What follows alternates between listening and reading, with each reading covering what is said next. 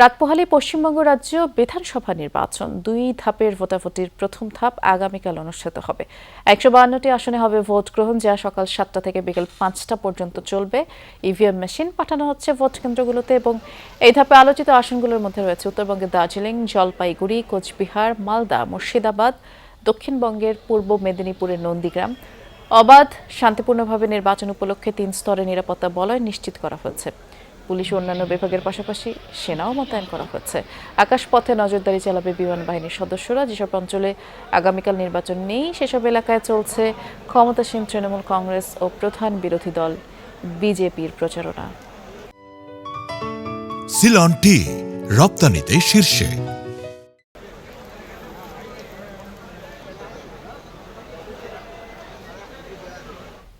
পশ্চিমবঙ্গের নির্বাচন নিয়ে বিস্তারিত জানাতে আমাদের সাথে নন্দীগ্রাম থেকে যুক্ত আছেন সহকর্মী সুকান্ত চট্টোপাধ্যায়। সুকান্ত, যেহেতু রাতপোহালি নির্বাচন, প্রস্তুতি কেমন দেখছেন, নিরাপত্তা ব্যবস্থা কেমন চোখে পড়লো, একটু বিস্তারিত করে জানাবেন। দেখুন, এইবার নির্বাচনে ত্রিস্তরীয় যে নিরাপত্তা বলয় তৈরি করেছে নির্বাচন কমিশন, তা কিন্তু একেবারে দৃষ্টান্তমূলক। এর আগে কোন নির্বাচনে এত যে নিরাপত্তা বলয় সেটি কিন্তু দেখা যায়নি। আমরা এই মুহূর্তে রয়েছে পূর্ব মেদিনীপুরের নন্দীগ্রামে।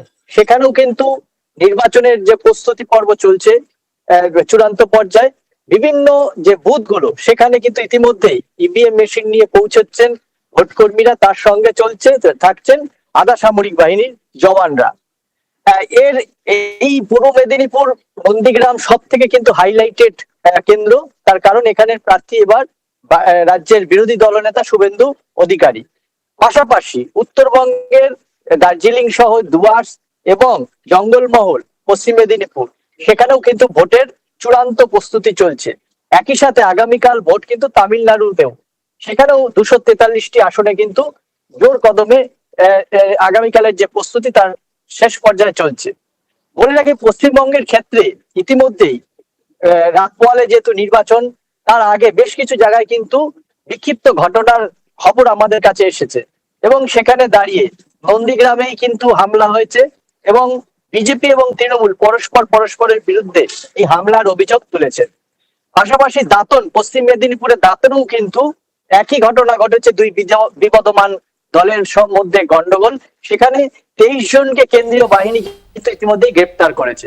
এছাড়াও উত্তর 24 পরগনার বারাসাত এবং দক্ষিণ 24 পরগনায় বিস্তীর্ণ জায়গায় ছোট ছোট কিন্তু বিক্ষিপ্ত কিছু ঘটনার কথা এবং উত্তেজনার কথা আমাদের কাছে এসেছে। প্রত্যেকটি জায়গায় কিন্তু নির্বাচন কমিশনের আধিকারিকরা কেন্দ্রীয় বাহিনী নিয়ে পৌঁছচ্ছেন এবং তারা কিন্তু প্রস্তুতি আসলে সম্পন্ন হয়ে গেছে যেমনটি মনে হলো। ধন্যবাদ সুকান্ত বিস্তারিত জানানোর জন্য।